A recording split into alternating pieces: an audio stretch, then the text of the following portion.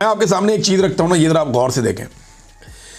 सिर्फ चंद लोगों ने गंदम के जो पाकिस्तान के अंदर ज़खायर है ना, उनके ऊपर इस वक्त कंट्रोल किया हुआ है। कैसे किया हुआ है? इमरान खान के दौर में एक पॉलिसी बनी थी, इन्होंने कोई 900 के करीब कुछ स्टोर बनाने थे, बहुत बड़े बड़े, पंजाब के हर इलाके में जहां गंदम होती है, और बैंकों ने उसके लिए पैसा देना था। सूद सिर्फ गवर्नमेंट ने देना था, बाकी सारा बैंकों ने खुद ही करना था।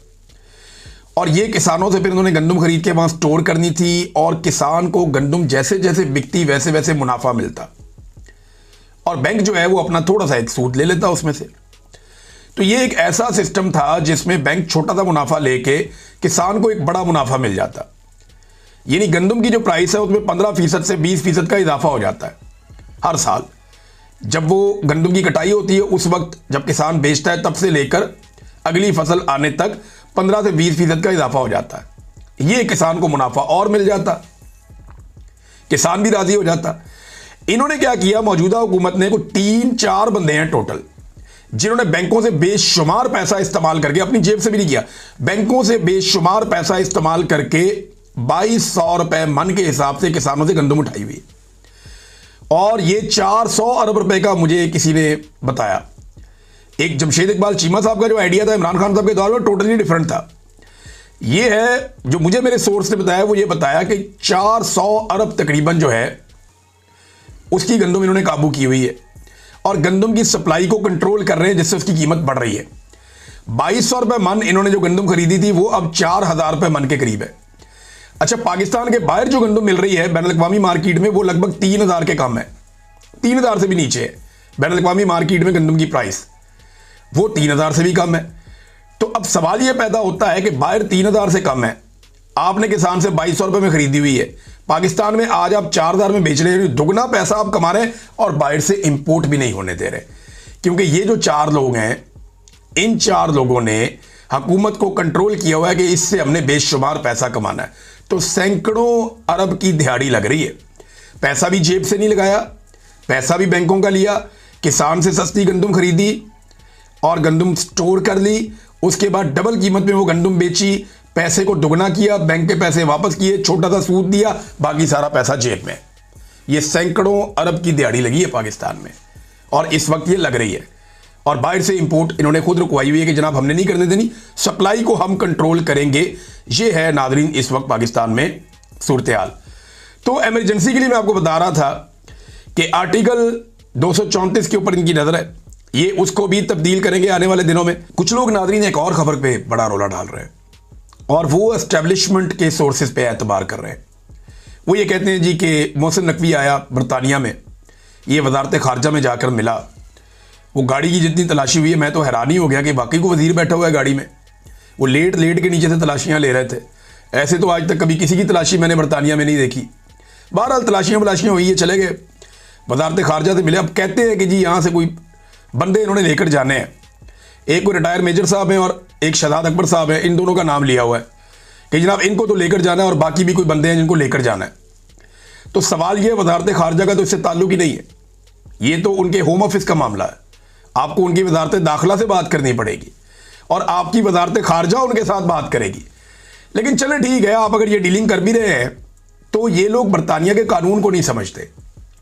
या जो बरतानिया का कानून है ना, यहां से इतना सौखा नहीं है। आप शहजाद अकबर को आप सोच भी नहीं सकते यहां से आप कैसे ले जाएंगे, ये सवाल ही पैदा नहीं होता। ये उल्टे भी लटक जाए ना तो ये नहीं ले जा सकते। शहजाद अकबर साहब जब तक ना जाना चाहें बरतानिया से, तब तक नहीं हो सकता। यानी इन्हें सबसे पहले तो ये साबित करना पड़ेगा कि इन लोगों पे पाकिस्तान में किसी किस्म का कोई सियासी मुकदमा नहीं हो रहा। ये इन्हें साबित करना पड़ेगा। कैसे साबित करेंगे? सारे मुकदमे सियासी नौयत के किए हुए हैं, और पाकिस्तान के अंदर सियासी नौयत के मुकदमात की भरमार है। वो इमरान खान पे दहशतगर्दी के मुकदमे कर दिए आपने, वो दहशतगर्द है। 70 साल जिंदगी में उसके ऊपर कोई मुकदमा नहीं हुआ, 71 साल तक, और अचानक अगले 2 साल के अंदर उसके ऊपर 200-300 मुकदमे हो गए। मजाक तो नहीं है ना, दुनिया जानती है, दुनिया को पता है आप क्या कर रहे हैं। तो ये जो कुछ आपने पाकिस्तान के अंदर किया हुआ है, दुनिया पे एतबार नहीं करती। वो चौधरी परवेज अली साहब के साहबजादे मुनिसलाई, मैं उनसे मेरी मुलाकात भी हुई थी जब मैं गया था स्पेन में, एक दोस्त के यहाँ मुलाकात हुई, तो उन्होंने मुझे बताया उनका नाम डाल दिया था रेड वारंट के अंदर, इंटरपोल से कह के।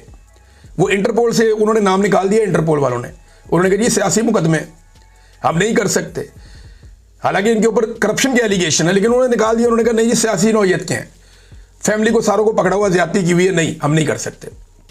बहुत सारे लोगों के नाम लिखकर हुकूमत देती है कि जनाब इनको ब्लॉक करें, इनको रोके, एयरपोर्टों पे हमारे हवाले करें, वो मानते ही नहीं। इंटरपोल वाले इनकी बात ही नहीं मानते। वो 1 मिनट के अंदर नाम को गूगल करते हैं, पता चल जाता है ये बंदा कौन है। किसी सियासी शख्सियत पे, किसी एक भी जर्नलिस्ट पे वो नाम डालने के लिए तैयार ही नहीं है। इन्होंने तो हर जगह लिख लिख कर दिया हुआ है, हर एक का लिख लिख कर दिया हुआ है। तो ये ऐसे उठाकर यहां से बंदे ले जाएंगे, मुझे नहीं लगता। शहजाद अकबर के तो भाई को भी अगवा किया पाकिस्तान में, मैं अच्छी तरह जानता हूं। उसके भाई को शहजाद अकबर के पाकिस्तान में अगवा किया, या बरतानिया में उसके ऊपर अटैक किया। ये यहां से खाला जी का वाड़ा उठा के ले जाएगा मोहसिन नकवी, और ये कभी भी नहीं लेकर जाएंगे। मोहसिन नकवी को पता है जब पाकिस्तान आज़ाद होगा, जब पाकिस्तानी कंट्रोल वापस लेंगे, तो मोहसिन नकवी और बाकी लोगों को छुपने के लिए इन्हीं मुल्कों में आना पड़ेगा। और अगर उन्होंने ये रास्ता खोल दिया तो कल को उनको भी घसीट के ले जाएंगे। तो ये कभी भी ऐसी हरकत नहीं करेंगे। ये सहाफ़ियों को बेचने के लिए सौदा है, इधर की उधर कर देते हैं, उधर की उधर कर देते हैं। असल काम कोई और है। सहाफ़ियों का काम है पता करें ये एक्चुअली किस काम के लिए आए हैं और बीच की बात क्या है, तो वो पता चल जाएगा उन्हें जल्दी। अब नाज़रीन, जबरान इलियास साहब लगातार सवालात पूछ रहे हैं अल्लाह की फ़ौज के 7 लाख सिपाहियों से। पहले उन्होंने शौकत खानम कैंसर अस्पताल के फंड रोके जाने पे पहला सवाल किया था। दूसरा, उन्होंने इमरान खान साहब के साथ जो टॉर्चर किया जा रहा है उस हवाले से सवाल किया था। अब तीसरा सवाल उन्होंने उठाया आज मुलाकात के हवाले से। उन्होंने कहा जी कि अल्लाह की फ़ौज के सिपाहियों से मेरा तीसरा सवाल, कल अडियाला जेल में इमरान खान, यानी आज के दिन में इमरान खान से मुलाकात के अदालती अहकामात मौजूद हैं। जेल के कवानीन के मुताबिक मुलाकातें कैदी का हक हैं, मगर आपके इदारे के बड़ों ने अपने टाउट्स के जरिए यह पैगाम पहुंचाया कि मुलाकात नहीं होगी। सवाल यह है कि क्या यह खुली गुंडागर्दी नहीं है? इस पर कभी सवाल किया है आप सब ने अपने बड़ों से? आपके बड़े शायद ये चाहते हैं कि कोई कानून तोड़े और फिर तशद्दुद या गोली चलाने का जवाब पैदा हो। कल जो शहरी इमरान खान की बहनों को सपोर्ट करने आएंगे वो अदालत के हुक्म और अपने लीडर का बुनियादी हक लेने के लिए क्या करें? पाकिस्तान सिर्फ पीटीआई वालों का नहीं, आपका भी है। शायद आप ये सोचते हो हम तो सेफ हैं, होने दो जो होता है, मगर ये याद रखें कि जब अल्लाह ने आपको आवाज़ दी है तो इसका हिसाब भी होगा। अदब से सवाल ज़रूर पूछे, ये आपका हक है। चलो चलो अडियाला चलो। ये जबरान इलियास साहब ने मामला उठाया और मामला सीरियस है, क्योंकि आज के दिन में जो है वो धमकियां काफ़ी दी गई हैं कि ये कर देंगे वो कर देंगे। अब पता नहीं वहाँ पे क्या होता है। नादरीन, एयरपोर्ट्स के ऊपर जो मसाले हैं वो जारी हैं लगातार, उनके अंदर किसी किस्म की कोई कमी नहीं आ रही। इस्लामाबाद एयरपोर्ट पर मल्टीनेशनल कंपनी का एक मुलाजिम जो सॉफ्टवेयर इंजीनियर था वो आया और उसको उन्होंने रोक लिया और पासपोर्ट के ऊपर ऑफलोड की स्टैंप भी लगा दी। बाद में एक बंदे ने उससे 80,000 रुपया लेके उसी फ्लाइट में उसको चढ़ा भी दिया, भेज दिया। एक तरफ ऑफलोड की स्टैंप लगी हुई है, फिर वो चला भी गया पाकिस्तान से।